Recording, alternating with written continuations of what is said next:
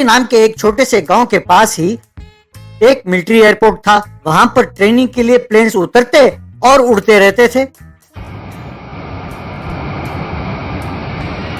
कुछ बच्चे दीवार कूदकर वहां के पुराने प्लेन पर चढ़कर खेलते रहते थे। उस गांव में जयदेव नाम का एक बूढ़ा एक पुराने वैन को चलाता हुआ गुजारा करता था। लोगों को उसमें ले जाता और जो पैसे वो देते थे उसे लेता था। उस गांव में अस्पताल ना होने के कारण जब भी किसी को जरूरत पड़ती तो अपने वैन में ही उन्हें शहर के अस्पताल ले जाता था। कभी कभी रास्ते में वैन खराब हो जाती और रुक जाता था। तब मरीज की पीड़ा को देखकर खुद भी बहुत दुखी होता था। एक बार उसका बेटा रामदेव शहर से गांव आया। पिताजी, मैंने मैकेनिकल इंजीनियरिंग की पढ़ाई पूरी कर ली है। कोलकाता में एक बड़े कंपनी में मुझे नौकरी मिली है। 1 महीने में ज्वाइन करने के लिए कहा है।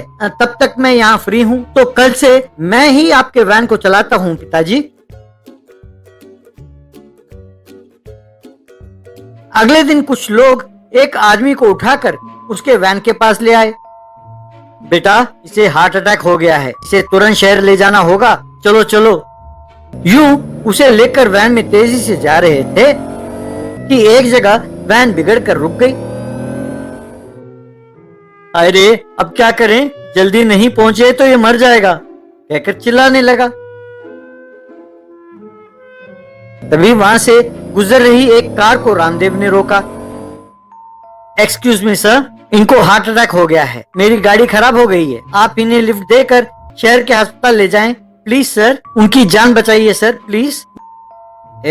तुम कौन हो? जानते हो मैं कौन हूँ? इस गांव का सबसे धनवान हूँ, नाम आशुतोष है। जानते हो मेरी कार की कीमत क्या है? तुम जयदेव के बेटे हो ना? उस वैन को और तुम्हें देखकर ही मैंने पहचान लिया था। तुम्हारी ये हिम्मत कि तुम मेरी गाड़ी को रोको और लिफ्ट मांगो, ये तुम्हारी पहली गलती है, इसीलिए तुम्हें छोड़ देता हूँ, हटो रास्ते से, कहते हुए कार को लेकर आगे चला गया। ये देखकर रामदेव दंग रह गया।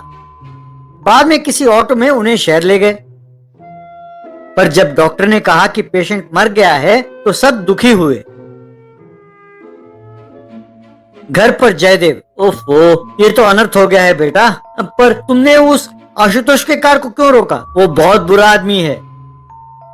वैसे अपने गांव में अस्पताल क्यों नहीं है पिताजी? कम से कम एक एम्बुलेंस की सुविधा तो होनी चाहिए ना। यूं सरकार के भरोसे रहे तो अपनी जिंदगी का यही हाल होगा, यूं कहा गुस्से में। बाद में इस समस्या के बारे में सोचता हुआ जा रहा था तो उसे वहां बच्चे प्लेन के पास खेलते हुए दिखाई दे रहे थे। तब उसे एक उपाय सूझा।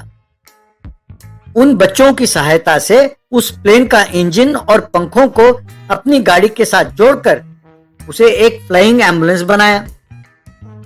उसे लेकर गांव के ऊपर उड़ने लगा तो गांव वाले हैरान होकर देखने लगे।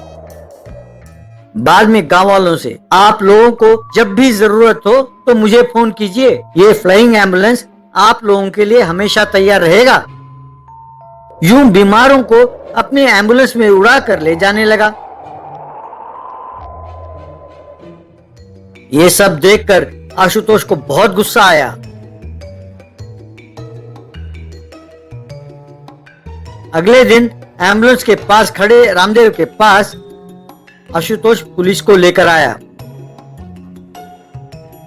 सर, यही है जिसके बारे में मैंने बताया था, यही है जिसने एयरपोर्ट से प्लेन के पुर्जे चुराया था, इसे तुरंत गिरफ्तार कीजिए सर। क्यों रे, लोगों की सहायता करके हीरो बनना चाहते हो? अरेस्ट कीजिए सर। पुलिस रामदेव को हथकड़ी डालने ही वाले थे कि एक आदमी एक बच्ची को लेकर दौड़ता हुआ वहां पहुंचा। आशुतोष जी, आपकी बेटी को सांप ने डस लिया है, उसका तुरंत इलाज ना किया तो उसका बचना मुश्किल है, इसीलिए रामदेव के पास लाया हूँ हुजूर। ये सुनकर आशुतोष दंग रह गया।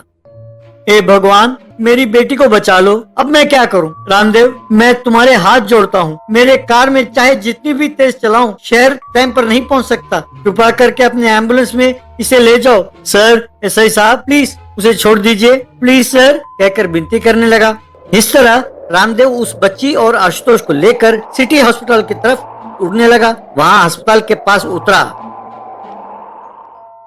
वक्त पर इलाज हुआ तो बच्ची उठकर बैठी। शाबाश रामदेव, तुमने बच्ची की जान बचाई। तुम वक्त पर ना लाते तो अनर्थ हो जाता। भाई रामदेव, तुम उम्र में मुझसे छोटे हो, पर मैं तुम्हें सिर झुकाकर प्रणाम करता हूँ। पैसों के अकड़ में इतने दिन मैंने बहुत गलत बर्ताव किया। कहते हैं ना कि जब तक अपने पर बात ना आए तो समझ नहीं पाते। अब मैं ये समझ गया हूँ। अब मैं जान गया हूँ कि गांव वाले कितनी परेशानी उठा रहे हैं। अब से उस एम्बुलेंस की सारी जिम्मेदारी मेरी है। अब मैं अपने गांव में भी मेरी बेटी के नाम पर एक सुपर स्पेशलिटी हॉस्पिटल बनवाकर सबका मुफ्त इलाज करवाऊंगा। ये सुनकर सब खुशी से ताली बजाने लगे। बाद में रामदेव नौकरी के लिए बस में रवाना हुआ तो गांव वालों ने उसे विदा किया। तब से उस गांव में एम्बुलेंस हेलीकॉप्टर लोगों की सेवा करने लगा।